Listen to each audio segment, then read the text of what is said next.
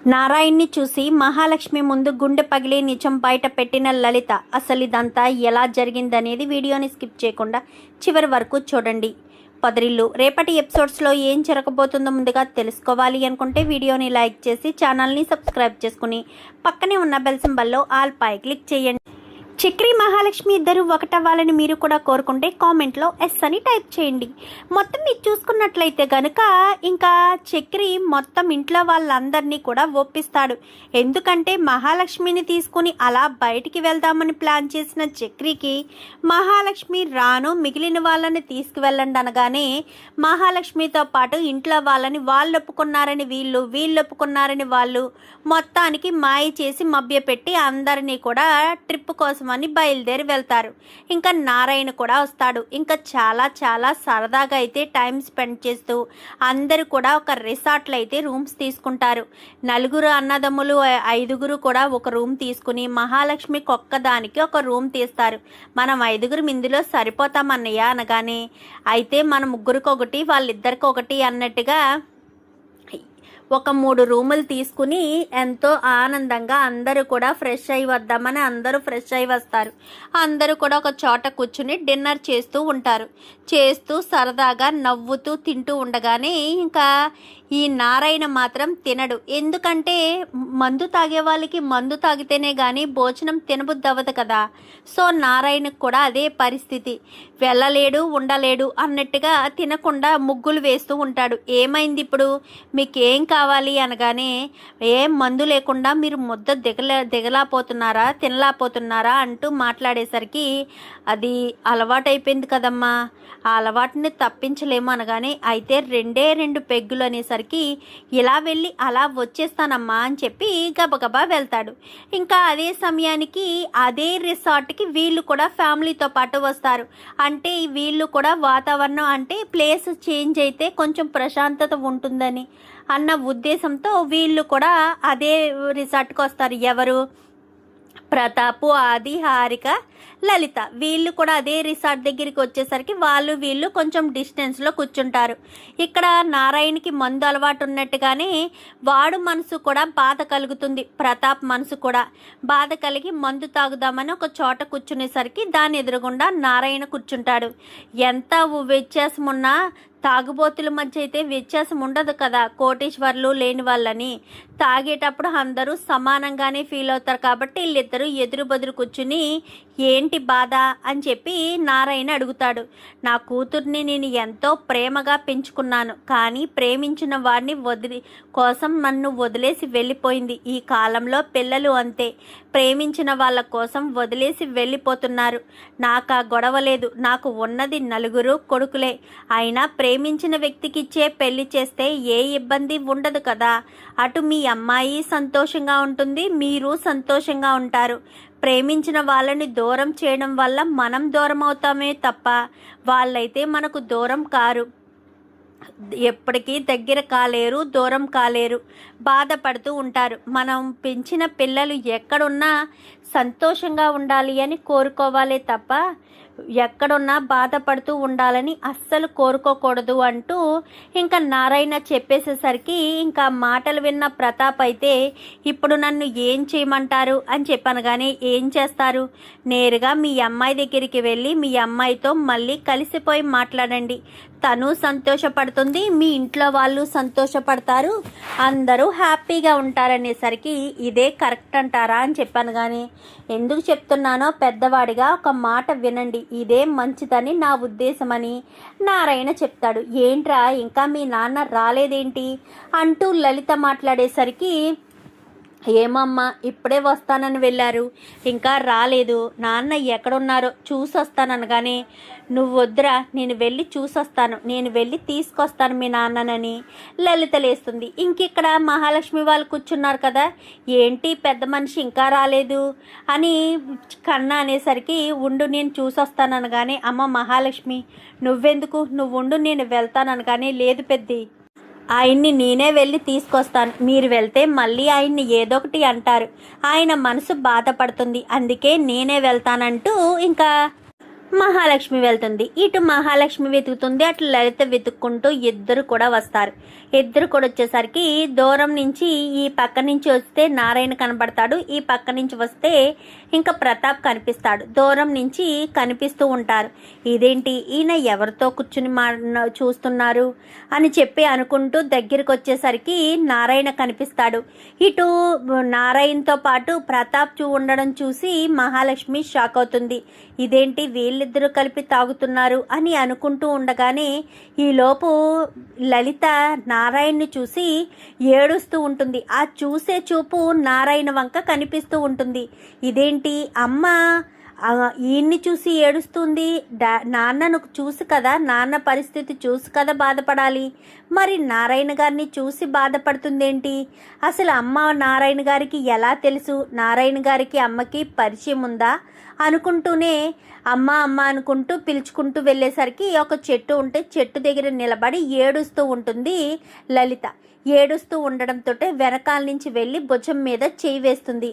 అమ్మ మహా అని చెప్పనేసరికి అమ్మ మహా అనుకుంటూ పట్టుకుని ఏడుస్తుంది. ఏమైందమ్మా, ఎందుకు ఏడుస్తున్నావు, దేని గురించి ఏడుస్తున్నావు, అసలు నీకు ఆయన ఎలా తెలుసు, ఆయన్ని చూసి నువ్వే ఏడవడం ఏంటి, నాన్న వాళ్ళతో ఆయనతో కూర్చుని మందు తాగుతుంటే నువ్వు నాన్నను తీసుకువెళ్ళాలి కదా, మరి నువ్వు నాన్నను చూడడం మానేసి ఆయన్ను చూసి ఎందుకు ఏడుస్తున్నావు అనగానే, ఆయన ఎవరో నీకు తెలుసా అనగానే, తెలుసు, చక్రి వాళ్ళ నాన్న ఆయనే కదా అని చెప్పనేసరికి ఒక్కసారిగా షాక్ అవుతుంది.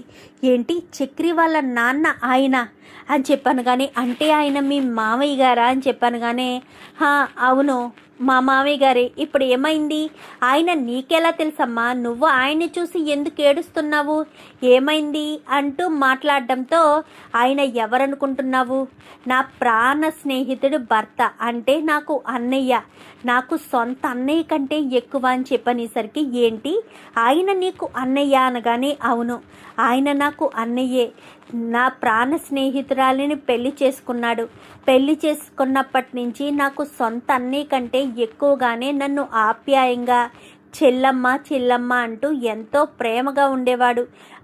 వాళ్ళ పెళ్ళి అయినప్పటి నుంచి కూడా నేను ప్రతి క్షణం నా స్నేహితురాలతో వాళ్ళ ఇంట్లోనే ఉండేదాన్ని అని చెప్పనేసరికి, మరి ఇప్పుడు ఆయన్ని నువ్వు చూసినప్పుడు ఎందుకు బాధపడ్డావు, అలాంటి తప్పుడు ఆయన దగ్గరికి వెళ్ళి అన్నయ్య అంటూ పలకరించాలి కదా, పలకరించడం మానేసి ఏడ్చుకుంటూ ఎందుకు వచ్చేసావో అనగానే, చెయ్యని తప్పుకైన శిక్ష అనుభవించారమ్మా, అందుకే ఆ బాధను నేను తట్టుకోలేకపోయాను అనేసరికి, చెయ్యని తప్పుకు శిక్ష అనుభవించారా, ఏం మాట్లాడుతున్నావమ్మా, చెయ్యని తప్పుకు ఆయన ఏం శిక్ష అనుభవించాడు, ఆయన ఏం శిక్ష అనుభవించాల్సిన పరిస్థితి వచ్చింది అంటూ మాట్లాడడంతో, అవును చెయ్యని తప్పుకే శిక్ష అనుభవించాడు, అసలు ఆయన శిక్ష అనుభవించాల్సిన వాడు కాదు, అసలు ఏం జరిగిందో నాకు తెలుసు, ఆ విషయం నేను చెప్దాము అంటే చెప్పకుండా తన మీద ఒట్టు వేయించుకుని మరీ నా నోరు మూయించేశాడు, లేదంటే నేను ఆ రోజే నిజం చెప్పి ఆయనకి ఆ శిక్ష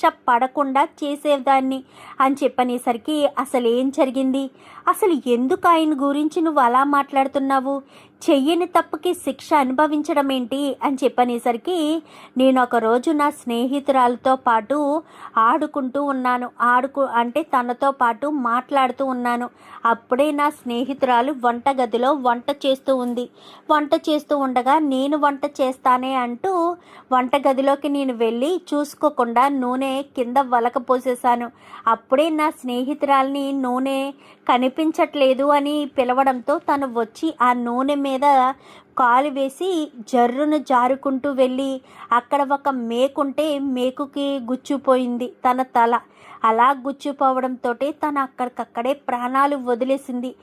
అదంతా కూడా నా వల్లే జరిగింది, నా వల్లే జరిగి నేనే అదంతా కూడా చూశాను, కానీ అక్కడ శిక్ష పడితే నాకే శిక్ష పడుతుంది, ఎందుకంటే ఆ నూనె పడడం నా వల్లే, నేనే చూసుకోకుండా తను నూనె కాంటే నేనేమనుకున్నానంటే తను జారుతుంది ఏదో సరదాగా ఉంటుంది అనుకున్నాను తప్ప, తనకు అంత పెద్ద ప్రమాదం జరిగి మేక్కి తల గుచ్చుకుంటుంది, అక్కడికక్కడే ప్రాణాలు పోయే పరిస్థితి వస్తుందని అస్సలు అనుకోలేదు.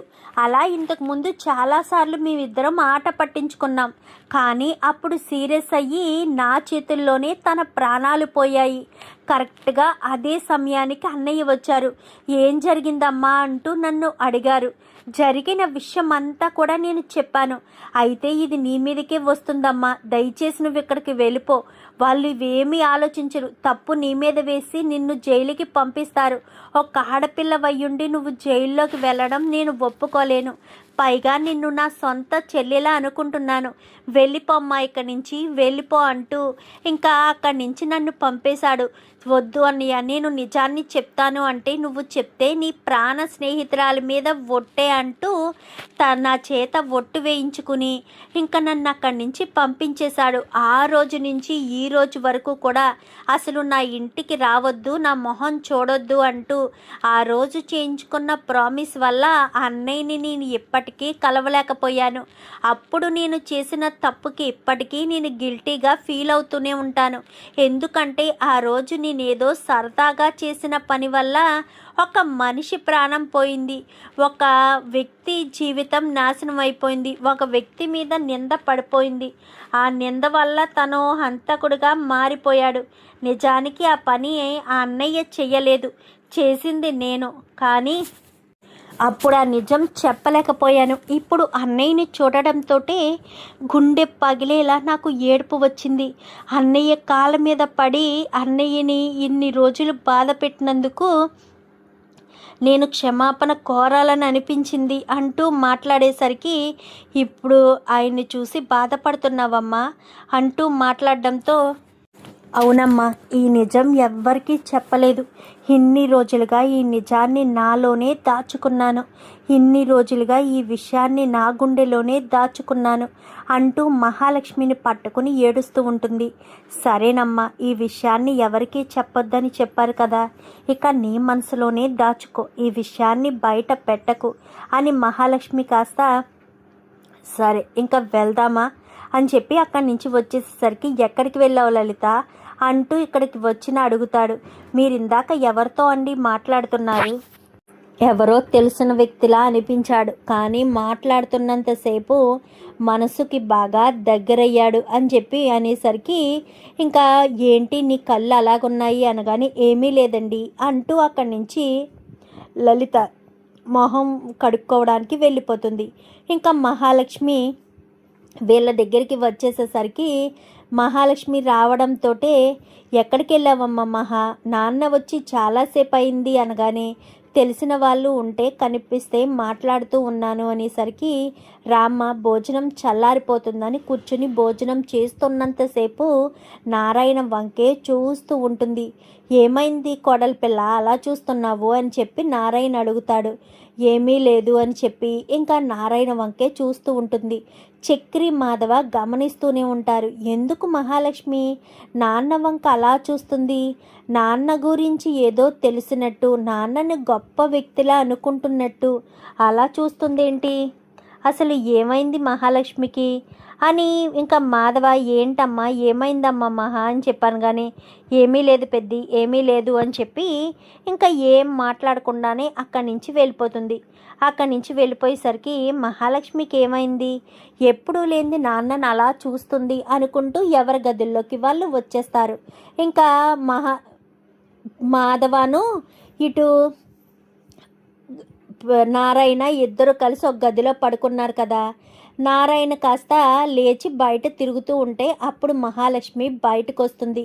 మీరు చాలా గొప్పవాళ్ళు కదా అని చెప్పనేసరికి, నేనేం చేశాను కోడల పిల్ల, నేనంత గొప్పగా ఏం చేశాను అనగానే, మీకు లలిత అనే ఆవిడ తెలుసా అని చెప్పనేసరికి, లలిత అని చెప్పనగానే, అవును లలిత అనే ఆవిడ తెలుసు కదా అనేసరికి, నాకెవరూ తెలీదే అనగానే, ఆ లలిత ఎవరో కాదు మా అమ్మ అని చెప్పి మాట్లాడుతూ ఉంటుంది. ఇంకా మాధవ్కి పక్కన కనపడకపోవడంతో, ఇదేంటి నాన్న ఈ టైంలో ఎటు వెళ్ళాడు అనుకుంటూ బయటకు వచ్చేసరికి మహాలక్ష్మి ఇటు ఇద్దరు మాట్లాడుకుంటూ ఉంటారు. మాధవ వెళ్ళిపోదామనుకున్న సమయంలో, లలిత ఎవరో కాదు మా అమ్మే అని చెప్పనేసరికి, ఇప్పుడు మీ అమ్మగారు లలిత అని చెప్పనగానే నాకు అన్ని విషయాలు తెలిసాయండి. మీ గురించి మొత్తం మా అమ్మ చెప్పింది. మీరు చేసిన త్యాగం గురించి కూడా చెప్పింది. మీరు మా అమ్మకు ఒక జీవితాన్ని ఇచ్చారని కూడా చెప్పింది అనేసరికి, ఏంటమ్మా మహాలక్ష్మి కొత్తగా మాట్లాడుతున్నావేంటి? అవునండి, మీరు ఆ రోజు చేసిన పని వల్ల మా అమ్మ గొప్పగా బ్రతుకుతుంది. లేదంటే ఒక హత్య చేసిన హంతకురాల్లా తన మీద నింద వేసుకుని ఉండేది కదా అని చెప్పనేసరికి, ఈ విషయాలన్నీ నీకు అనగానే మా అమ్మే చెప్పింది. మీరు నిన్న సాయంత్రం మీరు ఇందాక మందు తాగుతూ కూర్చున్నారే ఒక వ్యక్తి ముందు, ఆ వ్యక్తి ఎవరో కాదు, మా నాన్న, అంటే మీరు అనుకుంటున్న లలిత భర్త.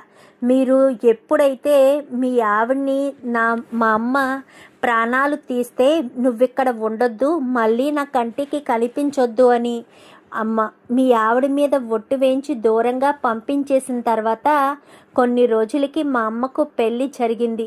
ఆ విషయం కూడా మీకు తెలియనివ్వలేదు. తర్వాత మళ్ళీ మిమ్మల్ని జైల్లో పెట్టారన్న విషయం తెలిసి జైలుకి వద్దామనుకుంటే మీరు ఒట్టు వేయించుకున్నారంట కదా, ఆ ఒట్టుకి కట్టుబడి మా అమ్మ మీ దగ్గరికి రాలేదు. ఈరోజు మా అమ్మ మిమ్మల్ని చూసి గుండె పగిలేలా ఏడుస్తూ తను ఇన్ని రోజులు మనసులో దాచుకున్న నిజాలన్నీ, అంటే ఇన్ని రోజులు తన మనసులో దాచుకున్న దుఃఖాన్నంతటినీ కూడా ఈరోజు బయట పెట్టింది. మా అమ్మ ఈరోజే బయట పెట్టింది అంటూ మాట్లాడడంతో ఒక్కసారిగా షాక్ అవుతాడు. అంటే అంటే మొత్తం విషయం అనగానే తెలుసు మీ భార్య విషయంలో మీరు ఏ తప్పు చేయలేదని, మా అమ్మే ఆ ప్రాణాలు తీసిందని, మా అమ్మ మీద నింద పడితే మా అమ్మ జైలుకి వెళ్తే తన జీవితం నాశనం అయిపోతుంది అన్న ఉద్దేశంతో ఆ నిందను మీ మీదే వేసుకుని మీరే జైలుకి వెళ్ళారు అన్న విషయం కూడా మా అమ్మ నాకు చెప్పింది అనేసరికి ఆ మాటలన్నీ విన్న మాధవ్ ఒక్కసారిగా షాక్ అవుతాడు. మా నాన్న మా అమ్మను చంపాడు అని అందరూ అనేవారు. నిజానికి జరిగింది ఇదన్నమాట. అయితే మా నాన్న ఏ హత్య చేయలేదు. నాకు ముందు నుంచి అనుమానమే. మా అమ్మని ఎంతో ప్రేమగా చూసుకునే మా నాన్న ఎందుకు ఇలా చేస్తాడు, ఏ ఉద్దేశంతో చేస్తాడు? అలా చేశాడు అంటే ఖచ్చితంగా ఏదో కారణం ఉండే ఉంటుంది. ఏదో బలమైన రీజన్ లేకపోతే మా నాన్న అలా చేసేవాడు కాదు కదా అని నేను ముందు నుంచి నమ్ముకుంటూ వచ్చాను. నా నమ్మకమే నిజమైంది అంటూ ఇంకా ఎంతగానో మాధవ్ అయితే అనుకుంటాడు. అనుకున్న మాధవ్ అక్కడ ఉండకుండా అక్కడి నుంచి వచ్చేస్తాడు. అక్కడి నుంచి వచ్చేసి గదిలో కూర్చుని ఉండగా మహాలక్ష్మితో మాట్లాడిన నారాయణ కొద్దిసేపటికి గదిలోకి వస్తాడు. నాన్న అంటూ పట్టుకుని ఏడుస్తాడు మాధవ. ఏమైందిరా పెద్దోడా, ఏం జరిగింది అనగానే, మహాలక్ష్మితో నువ్వు మాట్లాడిన ప్రతి మాట నేను విన్నాను నాన్న. నీ మీద నింద పడకుండానే నువ్వు ఎంతో బాధపడ్డావు, ఎంతో క్షోభ అనుభవించావు. అంటే నువ్వు మా అమ్మని ఏమీ చేయలేదనే నమ్మకం నాకు ఎప్పుడు ఉండేది. ఇప్పుడు ఆ నమ్మకమే నిజమైంది. నువ్వు మా అమ్మని ఏమీ చేయలేదు అన్న విషయం నాకు తెలిసింది అంటూ మాధవ పట్టుకుని ఏడుస్తూ ఉంటాడు. ఒరే పెద్దోడా, కొన్నిసార్లు మనం పట్టు విడవడం కంటే పట్టుకోవడమే మంచిదిరా. ఆ రోజు నేను అలా చేయడం వల్ల ఒక మగవాడిగా నా మీద తాగుపోతనే నింద ఎప్పుడు ఉంది. నీ భార్యను నువ్వు చంపావు అని అన్నారు అంతే. ఎందుకంటే మీరంతా మగవాళ్ళే, ఏం కాదు. మగవాళ్లకు ఎలా అయినా పెళ్ళిళ్ళు అవుతాయి, ఎలా అయినా బ్రతుకుతారు. కానీ తను నా చెల్లెల్లాంటిది. నా చెల్లెల కంటే ఎక్కువగానే చూసుకున్నానురా. మీ అమ్మ ప్రాణ స్నేహితురాలు. మీ అమ్మనే ప్రాణాలు తీసింది అంటే బయట ఎలా అనుకుంటారు? పైగా ఆడపిల్ల, పెళ్ళిడికొచ్చిన ఆడపిల్ల జైల్లో కష్టాలు పడడం అంత మంచిది కాదు అని నాకు అనిపించింది. అందుకోసమని తనని ఇబ్బంది పెట్టకూడదని, తనని బాధ పెట్టకూడదన్న ఉద్దేశంతోనే నేను ఆ రోజు అలా ఆ నింద నా మీద వేసుకుని నేను అక్కడి నుంచి వెళ్ళిపోయాను. లేదంటే ఆ నింద తన మీద పడుండేది, తనకు శిక్ష పడుండేది. అందుకే తను మళ్ళీ ఎప్పుడైనా సరే వచ్చి నిజాన్ని ఎవరికైనా చెప్తుందేమోనన్న భయంతోనే తన ప్రాణ స్నేహితురాలైన మీ అమ్మ మీద ఒట్టు వేయించి తనను అక్కడి నుంచి పంపించేశాను అంటూ నారాయణ కాస్త విషయం మొత్తం చెప్తాడు. నిజంగా నువ్వు చాలా గొప్పవాడివి నాన్న, నిజంగా చాలా గొప్పవాడివి. లేదంటే ఎవరో చేసిన దానికి నువ్వు నీ నెత్తి మీద వేసుకుని ఇన్ని రోజులు నిజం నీ మీద నింద పడినా కానీ నువ్వు ఏమాత్రం బాధపడకుండా ఎంతో గొప్పగా ఉన్నావు. నిజంగా నువ్వు చాలా గొప్పవాడివి నాన్న అంటూ మాధవ్ అనేసరికి సరే పెద్ద పడుకో అని చెప్పి ఇద్దరు కూడా పడుకుంటారు. ఇంకా మహాలక్ష్మి తన గదికి వచ్చి మా అమ్మ చేసిన తప్పుని ఆయన మీద వేసుకున్నారు. చాలా గొప్ప వ్యక్తి, చాలా మంచి వ్యక్తి. ఇన్ని రోజులు కూడా నాకు నచ్చిన వ్యక్తి అయితే ఆయనే.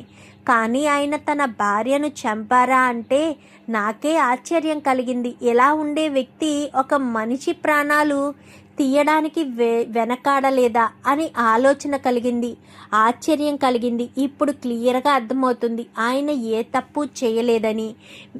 మా అమ్మ చేసిన తప్పుకి ఆయన శిక్ష అనుభవించారని, చేయని తప్పుకి శిక్ష అనుభవించారని అర్థమైంది అంటూ ఇంకా మహాలక్ష్మి కాస్త చాలాసేపటికి ఆయన చాలా గొప్పవారు, చాలా మంచివారు అని మహాలక్ష్మి కాస్త ఎప్పటికో ఆలోచించుకుని పడుకుంటుంది. పడుకునేసరికి మరుసటి రోజు ఉదయాన్నే అందరూ కూడా లేస్తారు. చక్రి మహాలక్ష్మి దగ్గరికి వస్తాడు. మిమ్మల్ని ఒక మాట అడుగుతాను, నిజం చెప్తారా అని చెప్పనేసరికి ఏంటది, ఏం మాట అడుగుతారు అనగానే నిన్న సాయంత్రం మనమంతా భోజనం చేస్తున్న సమయంలో మా నాన్న కోసం మీరు పక్కకు వెళ్ళారు కదా, వెళ్ళి మళ్ళీ తిరిగి వచ్చిన తర్వాత మీరు మా నాన్ననే చూసుకుంటూ ఎందుకు అలా ఉండిపోయారో నాకు అర్థం కాలేదు. ఆ విషయం గురించి అడుగుదామంటే ఎందుకులే మిమ్మల్ని అడిగి ఇబ్బంది పెట్టడం అనుకున్నాను. కానీ ఇప్పుడు అడగక తప్పడం లేదు. ఏం జరిగింది అసలు, మా నాన్నని ఎందుకు అలా చూస్తూ ఉన్నారు అనగానే మీ నాన్నగారి గురించి నాకు ఒక గొప్ప విషయం తెలిసింది. మీ నాన్నగారు ఎంత మంచివారో ఎలాంటి వారో తెలిసింది అంటూ మాట్లాడడంతో మా నాన్న ఎలాంటి వారో తెలిసిందా, అసలు మా నాన్న గురించి మీకేం తెలిసింది అనగానే నాకు ఒక విషయం తెలిసింది, కానీ దానికి మీ నాన్నగారు సమాధానం చెప్పారు.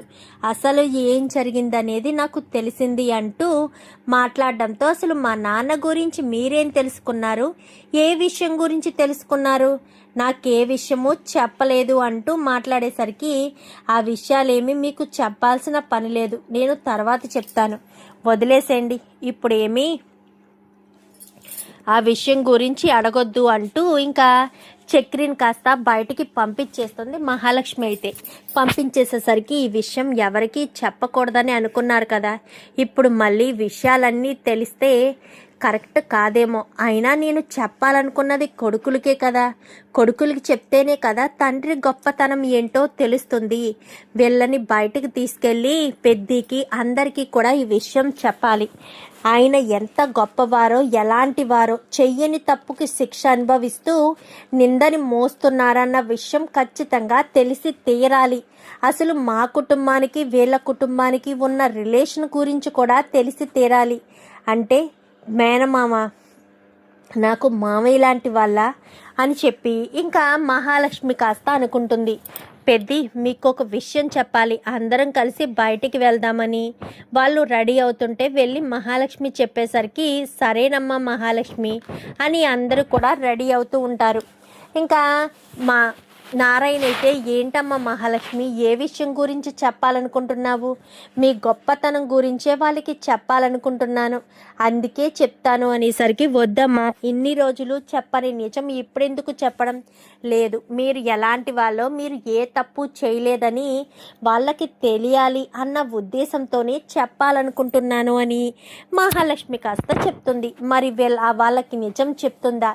ఈ గుండె పగిలే నిజంతో అయినా మహాలక్ష్మి వాళ్ళకి మేనమామ అన్న విషయం తెలిసింది కాబట్టి ఇదే విషయం ప్రతాప్కు కూడా చెప్తే ప్రతాప్ మనసు మార్చుకుని మహాలక్ష్మిని మళ్ళీ తన కుటుంబంలో కలుపుకుంటాడా, చక్రిని అల్లుడుగా అంగీకరిస్తాడా చూద్దాం. ఇదంతా కూడా రాబోయే ఎపిసోడ్స్లో. వీడియో నచ్చితే లైక్ చేసి ఛానల్ని సబ్స్క్రైబ్ చేసుకుని పక్కనే ఉన్న బెల్ సింబల్లో ఆల్ పై క్లిక్ చేయండి. Thank you for watching.